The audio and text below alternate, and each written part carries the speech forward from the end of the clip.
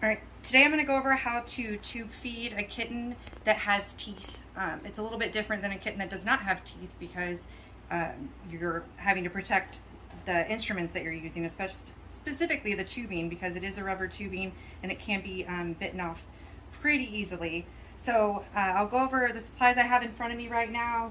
Just a regular bath towel to kind of line your surface. I have a small blanket to hold the kitten, a rag, it's going to go over the teeth of the kitten. The tubing I'm using today, because she is about a 7-week-old kitten, she's almost a pound and a half, is a 8FR French tubing, so it's just your regular red rubber French tubing, and some water-based gel lubricant. And over here is just going to be her what she's eating, which she's eating a gruel mixture of food, and she has to get some sucralfate, so anytime you get medicines at the same time, and then her kitten light to chase it down. All right, this here is Whitty. Like I said, she's just a little bit under a pound and a half, and she currently has a mega esophagus, so she's having to be tube fed only. She cannot eat any food on her own. So she has to be tube fed every few hours to keep up her nutrients, her calories, and everything, so she can be a big growing girl. Huh, Whitty? See, huh? Yes.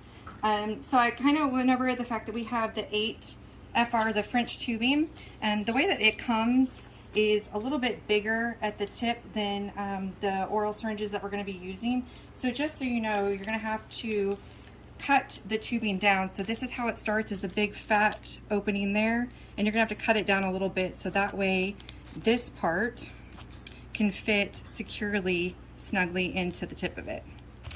So what we did already with Whitty, and I'll show you here, there's a little black mark on the tube here.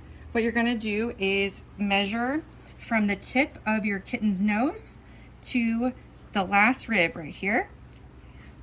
So like just like that, and that's going to let you know that your tubing is all the way down the stomach whenever this black mark that you're going to make all the way around it is right at her mouth line, at her tooth line. Okay. All right, the first thing to remember is to always make sure that you prime your tube. You never want to have air going down into the belly. Of course, that causes the gas air buildup. So whenever you fill up the tube, make sure that you get it all the air out to the outside, and then securely fit that onto the end of the red rubber tube, and then you're going to press through to make sure that some of the food is coming out. Whitty is ready to eat. And over here you'll see I've already put a little dab of the water-based gel to lubricate. Hi, baby girl. All right, and I'm going to be wrapping Whitty in a blanket here. I want to go from the front to the back because we're trying to keep her arms down. They're gonna fight. They don't love being tube fed, of course, and so hopefully it's always temporary. So making sure that it's secure here, because you want to keep their arms down. And then you're going to take, and of course I'm going to be doing this completely alone so everybody knows that they can do it on their own too. So you'll see some of those techniques. And so you'll take that rag or towel, whatever you've got, like something thin but thick enough to go over the teeth, to protect the teeth from opening up that tubing. So you're going to open up their mouth gently, and you put the rag over the bottom row of teeth. And then we're going to go in. Make sure it's on there. There you go. There you go, good girl. And into that. Straight down. If they do that, always pull back out immediately. You never want that tube in there. So it's always easier with somebody else, but here we go. Good girl. Yeah, good girl. Good girl. I know it, girl. Ready? Okay. I know it. Good girl. Ready? Okay, here we go. Good girl. Good girl. As soon as she notices that that food is actually going into her stomach, she kind of relaxes. Just takes a minute. We want to make sure that this tube is down more. Good girl. Good girl. I know it, girl. There we go. Be good girl. I know that's not fun, huh? We're gonna get you all fixed up so that won't keep happening, huh? There we go. And then to switch it out, you want to switch it out really quickly if you have to switch it out.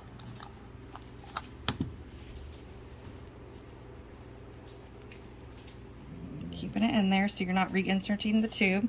And see how the little black mark has come up a little bit? Just make sure it goes back down. And then I always have the last one be the chaser. No pause allowed, ma'am. And so the chaser takes it down in there too. Good girl. And then you want to pinch it off a little bit, slowly pull it out, and then they can relax. Good girl. And she is perfectly fine. She struggles every single time. And with mega esophagus, I also have to hold her up for about 15 to 30 minutes just to make sure everything goes down. But you can see she's perfectly fine. She was just acting crazy for the minute, as she always does. Huh, girl? Huh, girl? You're a very sweet girl, huh? And she's already purring. She usually goes right to sleep in just a minute or so whenever she's letting her food go down and settle.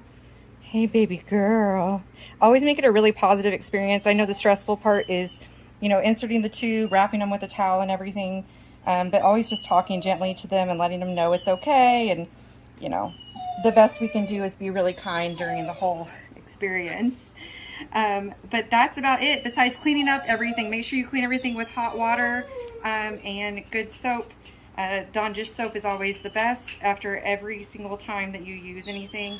And the only time you're going to reuse the red rubber tubes is if you're using them with the same litter or same kitten, but never ever use them for different or new litters or kittens.